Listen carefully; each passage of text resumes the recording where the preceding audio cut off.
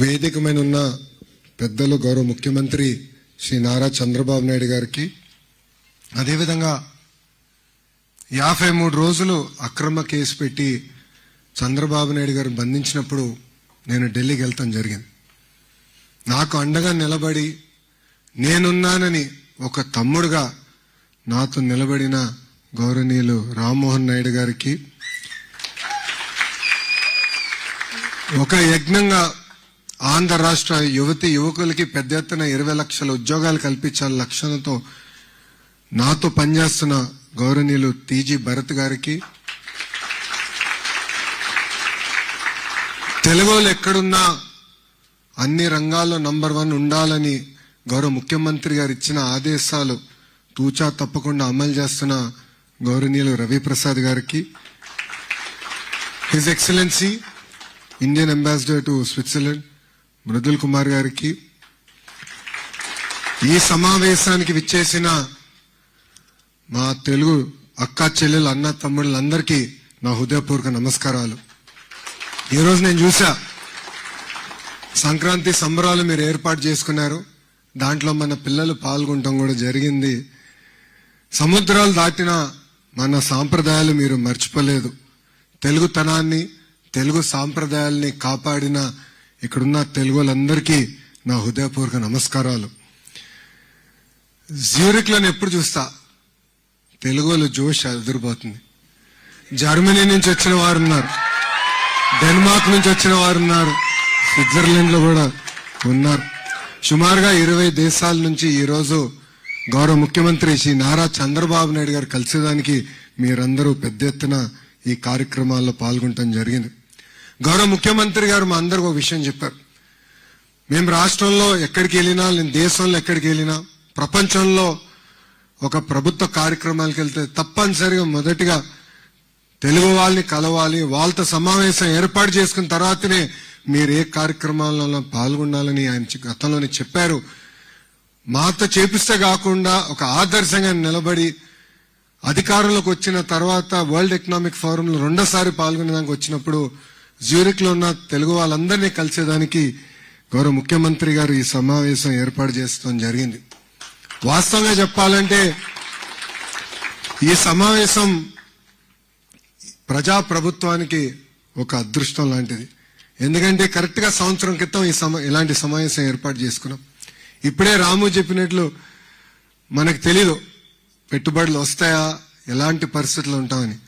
కానీ ఈ సమావేశ అదృష్టం కనుకనే యావత్ భారతదేశంలో ఏ రాష్ట్రంలోకి రాని విధంగా 18 నెలల్లో సుమారుగా 23.5 లక్షల కోట్ల పెట్టుబడి, తద్వారా 16 లక్షల మంది యువతి యువకులకి ఉద్యోగాలు కల్పించడానికి ఒప్పందాలు కుదిరించుకున్నాం.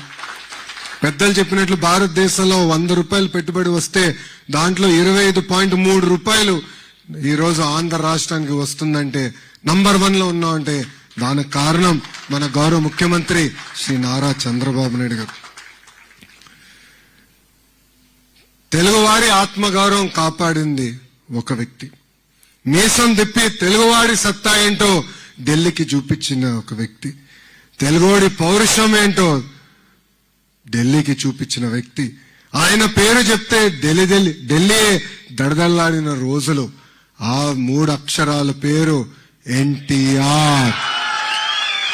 విశ్వవిఖ్యాత నరసార్వభౌమ స్వర్గశ్రీ నందమూరి తారక రామారావు గారు.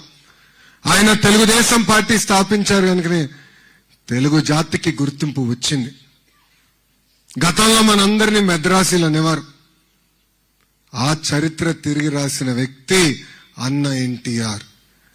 ఆయన ఏ ఆశయాలతో అయితే తెలుగుదేశం పార్టీ స్థాపించారో దానికి ఇంకొక చక్రం జోడించి డెవలప్మెంట్ ఎజెండాగా పెట్టుకున్నారు ఈ వ్యక్తి. అప్పట్లో ఐటీ అని, ఇప్పుడు ఏకంగా క్వాంటమ్ అని మనందరినీ ముందుకు నడిపిస్తున్నారు. అంతేకాదు వేరే రాష్ట్రాలకి లేనిది మన రాష్ట్రానికి ఆ వ్యక్తి ఉంది. ఆ వ్యక్తి కూడా 3 అక్షరాలే, మన సిబిఎన్. 2024 ఎన్నికల ముందల చాలా మంది నన్ను అడిగారు, ఆంధ్ర రాష్ట్రం ఇప్పటికీ నష్టపోయింది, 5 సంవత్సరాలు పరిపాలనలో మనం 30 సంవత్సరాలు వెనక్కి వెళ్ళిపోయామే, మీకేముంది, మీకు ఆ భరోసా ఎక్కడి నుంచి వస్తుందంటే నేను ఒకటే చెప్పా, మాకు ఉంది, వేరే రాష్ట్రాలకి లేనిది మన గౌరవ ముఖ్యమంత్రి చంద్రబాబు నాయుడు గారు. ఈరోజు గూగుల్లో పెట్టుబడి కానివ్వండి, ఆర్సిలర్ మిత్తల్ పెట్టుబడి కానివ్వండి, టీసీఎస్, కాగ్నిసెంట్, సలపురి సత్వ, ఏఎన్ఎస్ఆర్, రెన్యూవబుల్ ఎనర్జీలో పెద్ద ఎత్తున పెట్టుబడులు కానివ్వండి, ఏ రంగంలో తీసుకున్నా కూడా ఈరోజు పారిశ్రామికవేత్తలు ఆంధ్ర రాష్ట్ర వైపు చూస్తున్నారంటే దానికి కారణం మన గౌరవ ముఖ్యమంత్రి శ్రీ నారా చంద్రబాబు నాయుడు గారు. ఒక మాటలో చెప్పాలంటే ఆయన చాలా రేర్ పీస్, యూనిక్ పీస్. నేను మా నాయకులందరినీ ఒకటే చెప్తా, ఆయన్ని మనం బ్లైండ్ గా ఫాలో అవ్వాలని. ఎందుకంటే ఆయనకు ఒక విజన్ ఉంది. ఆయన ప్రపంచం రాబోయే 20 సంవత్సరాలు ఎక్కడికి వెళ్తుందో ముందు చూపున్న వ్యక్తి. ఆనాడు పెద్ద ఎత్తున ఇంజనీరింగ్ కాలేజీలు తీసుకొస్తే ఎగతాళి చేసిన వారు ఎంతో మంది ఉన్నారు. హైదరాబాద్ ఎయిర్పోర్ట్ నిర్మించడానికి 5,000 ఎకరాలు కావాలంటే ఆనాడు చాలా మంది ఎగతాళి చేశారు.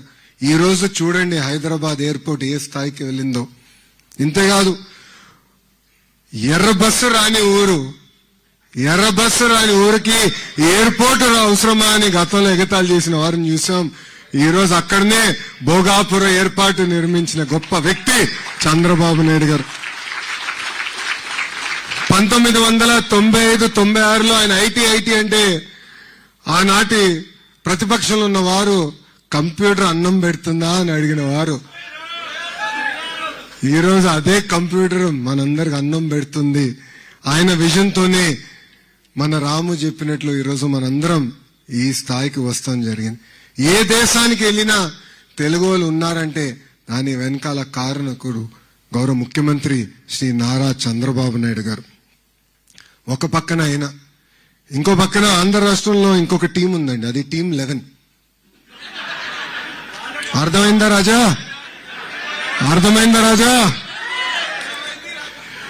అదొక ఏడుపు గొట్టు టీము.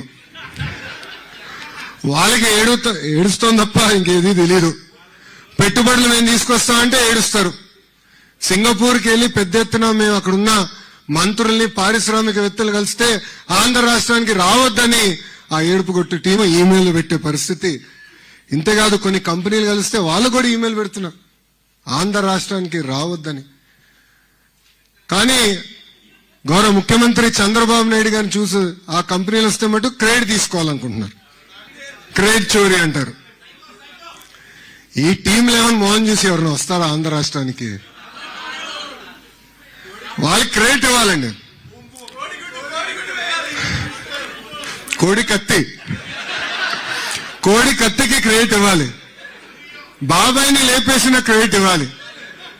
తల్లిని చెల్లిని మెడబెట్టి బయటికి గెంటేసిన క్రెడిట్ ఈ ఏడుపుగొట్టు టీంకి ఇవ్వాలి మనందరం. అంతేగాని ఒక్క వ్యక్తి బతికేదానికి 700 కోట్ల రూపాయలు ఖర్చు పెట్టి విశాఖపట్నంలో ప్యాలెస్ నిర్మించే క్రెడిట్ ఈ ఏడుపుగొట్టు టీంకి మనందరం ఇవ్వాలి. నాకన్నా మీకే బాగా తెలుసు రాబాయ్. గతంలో కోడిగుడ్డు మంత్రిని మీరు డావోస్కి ఎందుకు వెళ్ళలేదంటే అక్కడ చాలా చలిగా ఉంది, మేము డావోస్కి వెళ్ళలేమని చెప్పే పరిస్థితి మనందరం చూసాం. ఎంత చల్లగా ఉన్నా, ఎంత వేడిగా ఉన్నా తెలుగోల కోసం అహర్నిశలు కష్టపడే ఏకైక వ్యక్తి గౌరవ ముఖ్యమంత్రి శ్రీ నారా చంద్రబాబు నాయుడు.